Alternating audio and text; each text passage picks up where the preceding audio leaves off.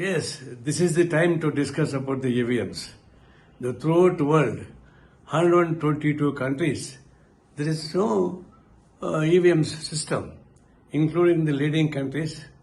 All countries are banned of the EVMs, and they are going for the paper ballot, including America, Japan, everything.